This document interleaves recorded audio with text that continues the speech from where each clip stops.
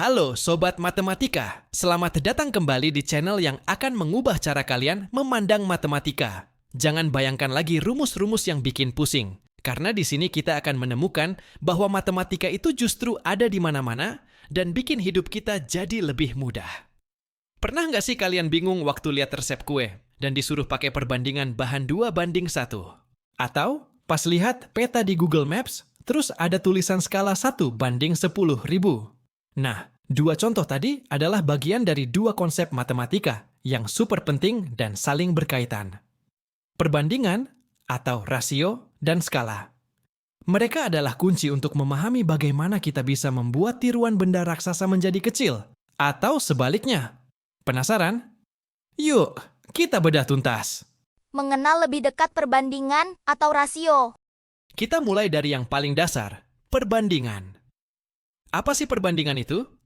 Secara sederhana, perbandingan adalah cara kita membandingkan dua atau lebih besaran yang memiliki satuan yang sama.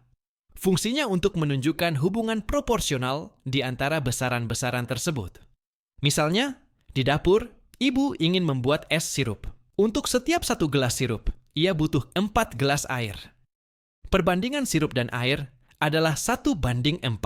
Ini bisa ditulis dalam beberapa cara. Menggunakan titik 2, 1.24. Menggunakan kata banding, 1:4. Dalam bentuk pecahan, 1/4. Ketiga bentuk ini memiliki arti yang sama. Contoh-contoh perbandingan dalam kehidupan sehari-hari. Olahraga. Dalam sebuah pertandingan sepak bola, tim A menang 3 kali dan tim B menang 1 kali. Maka perbandingan kemenangan tim A dan B adalah 3:1. Ini menunjukkan dominasi tim A. Populasi. Di sebuah desa, ada 100 laki-laki dan 150 perempuan.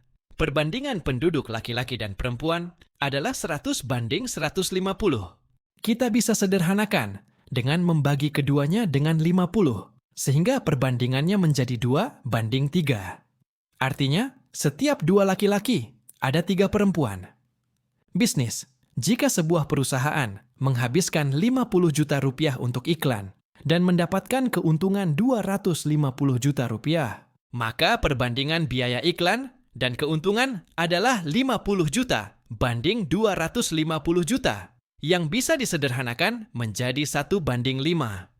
Ini menunjukkan bahwa setiap rupiah yang dikeluarkan untuk iklan, perusahaan mendapatkan 5 rupiah kembali. Perbandingan ini sangat fleksibel dan bisa kita gunakan untuk berbagai macam hal, dari hal sepele hingga yang kompleks. Skala. Perbandingan yang naik kelas. Setelah paham perbandingan, sekarang saatnya kita kenalan dengan skala. Skala adalah perbandingan yang digunakan untuk membandingkan ukuran pada gambar, peta, denah, atau model dengan ukuran aslinya. Skala adalah jembatan yang menghubungkan dunia gambar dengan dunia nyata.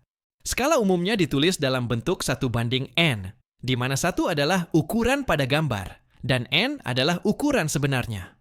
Satuan yang digunakan untuk perbandingan ini harus sama. Contoh di peta. Bayangkan kalian sedang melihat peta Indonesia, dan di sana tertulis skala 1:2.500.000. Angka ini bukan sekadar pajangan. Ini berarti, setiap 1 cm di peta, itu sama dengan 2.500.000 cm di dunia nyata. Nah, 2.500.000 cm itu kan angka besar sekali. Mari kita ubah ke satuan yang lebih mudah dipahami. 2.500.000 cm sama dengan 25.000 meter, karena 1 meter sama dengan 100 cm. 25.000 meter sama dengan 25 km, karena 1 km sama dengan 1.000 meter.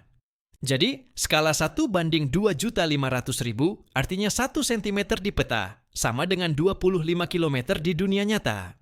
Hebatnya, dengan skala ini, kita bisa mengukur jarak antara Jakarta dan Bandung di peta, lalu mengalikannya dengan 25 km untuk mendapatkan jarak sebenarnya.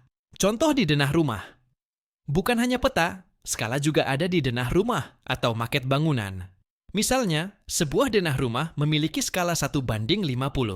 Ini artinya, 1 cm pada denah sama dengan 50 cm di rumah aslinya.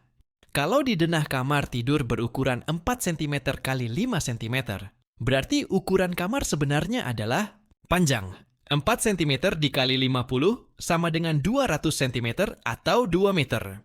Lebar. 5 cm dikali 50 sama dengan 250 cm atau 2,5 meter. Jadi, kita bisa tahu ukuran asli sebuah ruangan tanpa perlu mengukur langsung, hanya dengan bermodalkan denah. Rumus dan tips praktis. Agar kalian makin jago, ingatlah 2 rumus dasar ini. 1. Mencari jarak. Jarak sebenarnya sama dengan jarak pada peta dibagi skala. 2. Mencari jarak pada peta. Jarak pada peta sama dengan jarak sebenarnya dikali skala. Tips tambahan. Jangan lupa, samakan satuan. Ini adalah kunci utama. Selalu ubah semua satuan ke satuan yang sama, misalnya sentimeter, sebelum melakukan perhitungan. Sederhanakan, jangan takut dengan angka besar. Sederhanakan perbandingan dengan membagi kedua sisi dengan angka yang sama. Ini akan membuat perhitungan lebih mudah. Pahami konteks. Ingat, perbandingan dan skala bukan cuma soal angka, tapi juga tentang konteks. Pahami apa yang sedang kalian bandingkan agar hasilnya masuk akal. Kesimpulan. Nah, sobat matematika, sekarang kalian sudah paham kan bahwa perbandingan dan skala bukan cuma materi di buku pelajaran? Keduanya adalah alat penting yang membantu kita memahami dunia di sekitar kita. Dari memperkirakan jarak, merencanakan perjalanan, sampai mendesain miniatur. Menguasai perbandingan dan skala artinya kita punya cara pandang yang lebih terstruktur dan logis terhadap data. Itu adalah bekal yang luar biasa, baik untuk sekolah maupun kehidupan. Sampai di sini dulu ya, pembahasan kita kali ini. Jangan lupa like, share, dan subscribe channel ini, agar kita bisa terus belajar matematika dengan cara yang seru dan inspiratif. Sampai jumpa di video selanjutnya. Ingat, matematika itu seru.